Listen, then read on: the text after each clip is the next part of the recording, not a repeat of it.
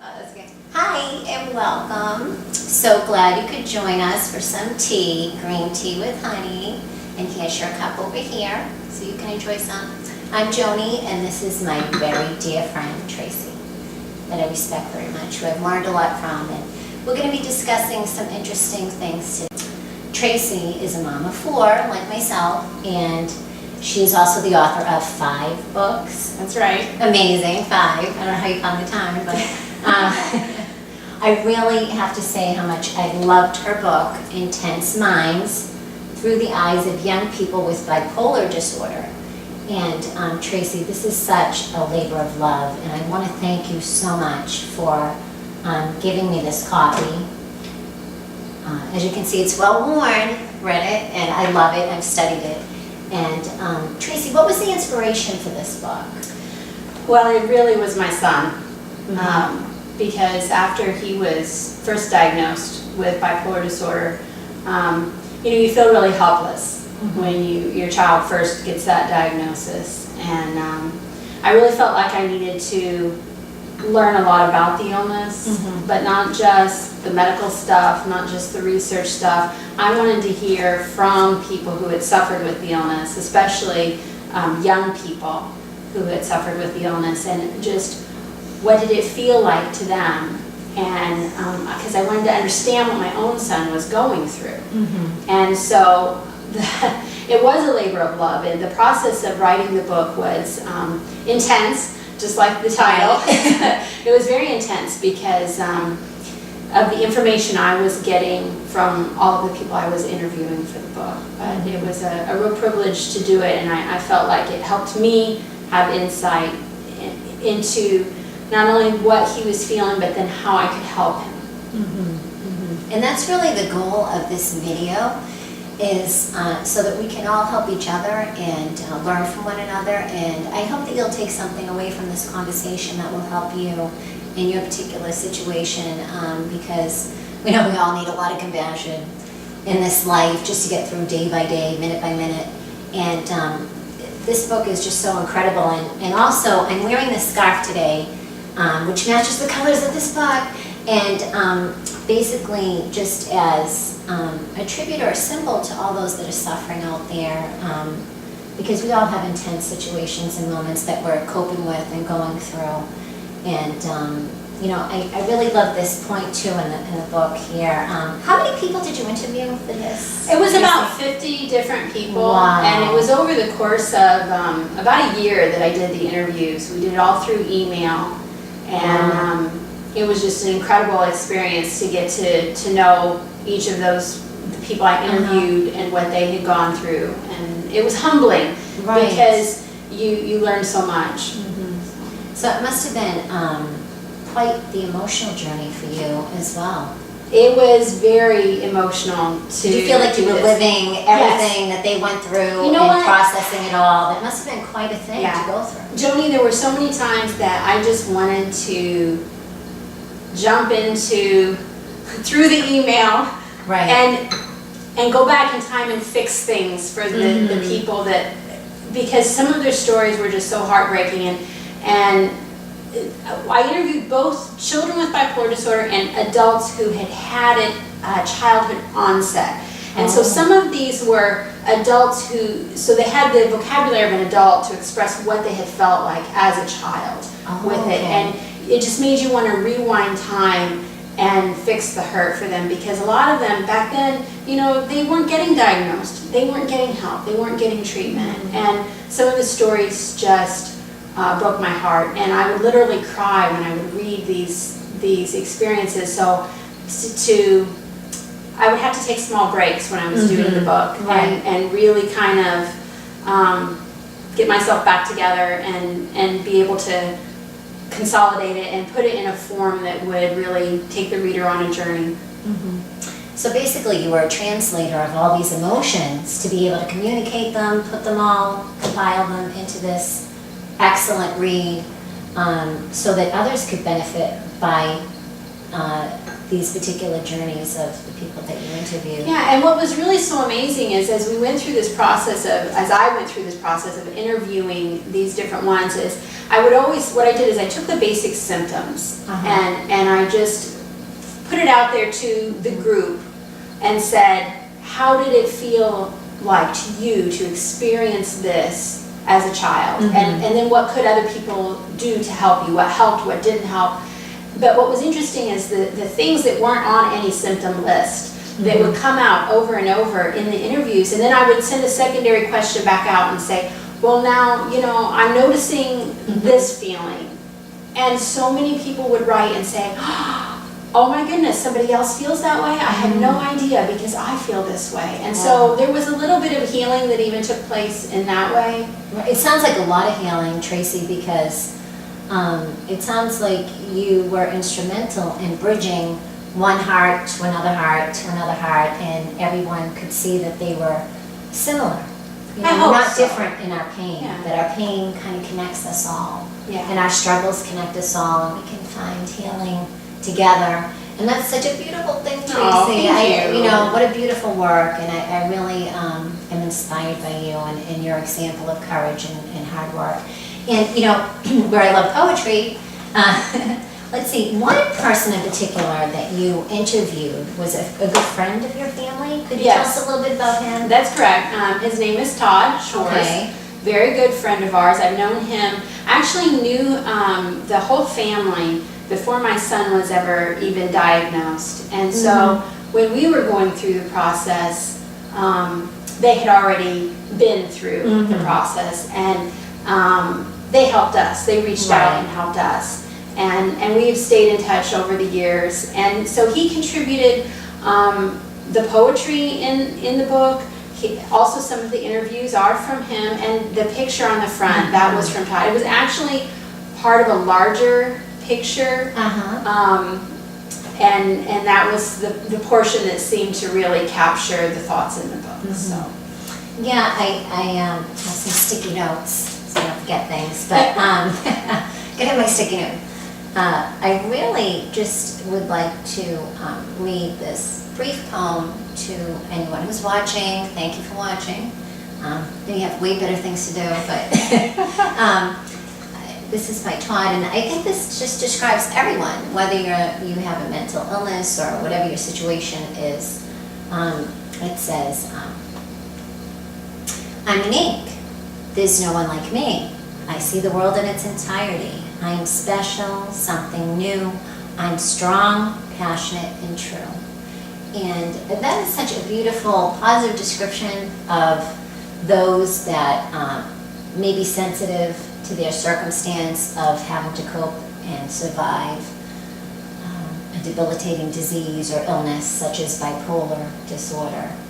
And this is an interesting chapter here on survival, and aren't we all trying to survive in one way or another? We're trying to survive. And I know before we started to record, we were discussing this point about survival, and you wanted to share some interesting things about the term manipulation, and you coined a different phrase for that. Could you share that? Yeah, well, it's more like altering your environment or coping strategies. As a parent, the term manipulation kind of got thrown in my face a little bit as it relates to my son's behavior. So, whether it's relatives or teachers, you hear these comments, oh, he's so manipulative, or he's just manipulating you. And it's a little pet peeve of mine, because one of the reasons is that it is such a negative term. And, just like that poem is the positive.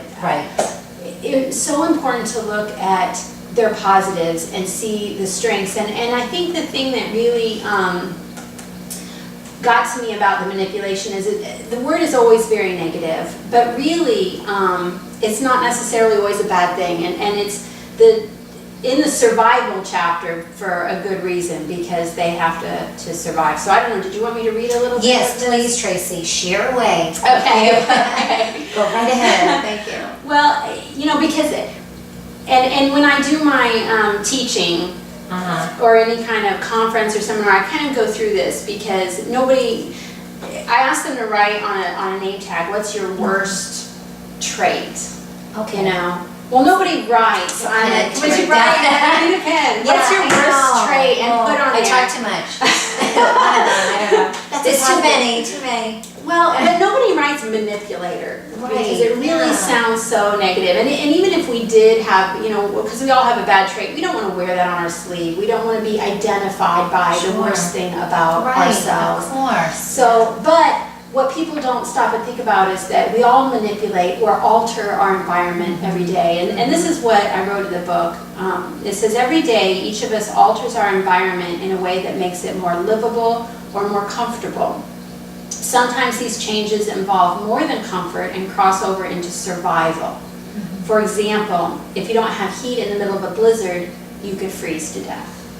This alteration or manipulation of the natural environment becomes a way to survive.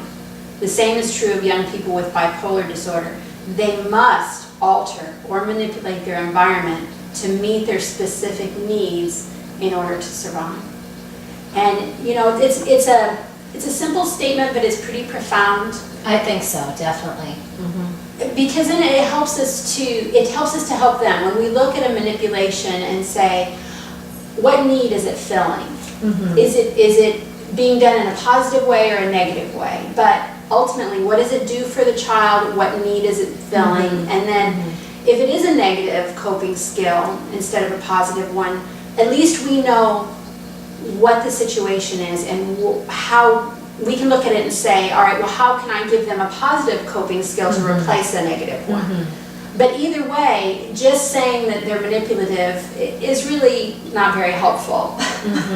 Yeah, I really like that language. I think it's very compassionate and important. I think we've discussed this before, the importance of choosing more loving words, less negative. Let's get rid of the stigma and the prejudice that is out there for everyone, especially those that are coping with something so difficult at times as mental illness or bipolar disorder. And I mean, we all manipulate things, right? I mean, you know, we all have to survive, and we all have our little techniques or coping strategies or skills to get us through the day. And right now, it's my green tea thing, Which is very good. I wish you would drink more. Yeah, I know. Yeah, drink up, everybody. But you know, so I think that's an excellent point that you make, Tracy, and I'm glad that you brought that out. That, you know, we're all trying to make it day by day, and in particular those that are suffering with something such as bipolar disorder. So Tracy, what intuitive, deep advice or anything off the top of your head, a joke, something funny that you know, that you want to express to anybody watching, or any of us like myself who is living with a loved one with bipolar disorder, like you know, should be able to make their environment a little easier in some way, like an attitude or whatever you want to say is fine. anything at all, keep it positive. Yeah. I think that, first of all, you know, don't give up. Because we all hit those places where it's very difficult. So whether you're the caregiver, whether you're a parent, a spouse, whether you're the person who is struggling, you know, don't give up, because there is help out there, and there are compassionate people and organizations that can provide assistance. But also, for the caregiver, you know, we have to recharge our own batteries, and this is very important. And whatever means you use to fulfill that, I think that's good. Also, when we've talked about this many times, you and I, but low expressed emotion in the environment, and I don't know if how I gotta work on that. Readers are. I really gotta work on that.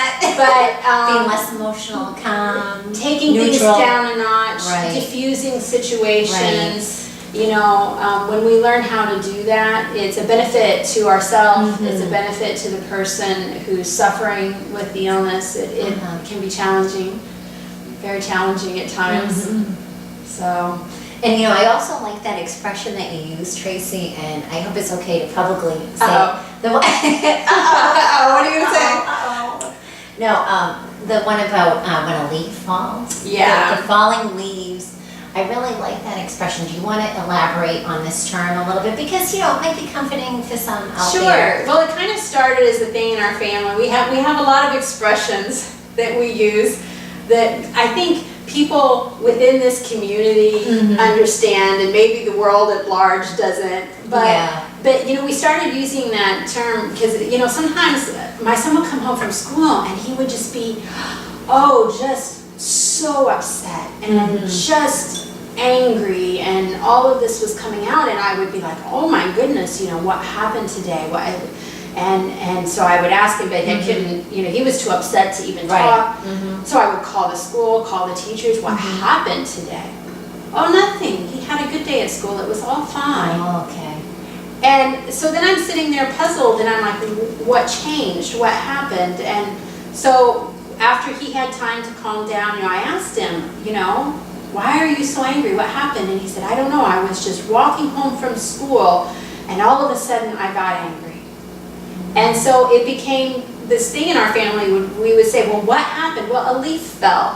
A leaf fell, and the mood changed. Like that. And it was it. And so sometimes there isn't, it's the disorder. It's just a change, a switch in the mood. And so to represent that, we would say, oh, well, the leaf fell. Yeah, I like that expression a lot, Tracy, because sometimes that's what it's like. It's like a light just switches on and off, and it's like being able to cope with that sudden dramatic change. Well, and then we realized that, okay, maybe it wasn't anything I did, because as the people living around a person who has bipolar disorder or another illness, sometimes we tend to try to overanalyze, what did I do? What could I have done? Sometimes it's sounds like me. It just exists. It's just there. It is what it is. And so then, we're trying to deal with the after effects of it, the aftermath. And so Tracy, I have to commend you because I know your children personally, and they are doing so well. Oh, thank you. And they set such a great example of positivity and success. And I mean, if I didn't know that they were at one point in their life struggling with something as serious at times as bipolar disorder, I would never imagine, it wouldn't even cross my mind. They're doing so well, and good job, honey. Thank you. That's so comforting for me to hear you say, and I think the reason why is when you first get that diagnosis and they're young, there's so much fear of the unknown. He's 6 now, he's 7, and what's it going to be like when he's 18 and 19 and 20, and do they have a future? The unknown is so fearful, and so now to be a little bit on the other side of it, because both of the two children that are diagnosed with bipolar disorder, the 2 of the 4, they are young adults now, and so I'm kind of on the other side of the bridge a little bit, and we survived. That's wonderful, Tracy, and I think that's so encouraging for anyone who may be watching that's a parent, and sometimes just the struggle of getting through day by day, and the unknown is scary, or the dark is scary, and I've written about this. You turn the light on a dark, disturbing topic, and you get educated, and you reach out for support. The dark isn't that scary anymore, and especially when we have each other for support. That's right. Well, yeah. Thank you so much for this. Yeah, well, thank you, Tracy. I really loved this book, and we'll be discussing it further at another time. I guess that's it. We're going to finish our tea now. Yeah, right. Okay. Bye. Oh, yes, and also I wanted to let anybody watching know that if you would like to join in on the conversation, you can leave me a note in my blog and an appropriate question.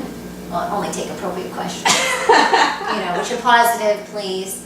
And so maybe in another chat, we'll have an opportunity to maybe answer some questions or get all of you in on the conversation. Oh, that would be great. I would love that. Yeah, we'll do this again. Yeah, definitely. Okay, so thank you.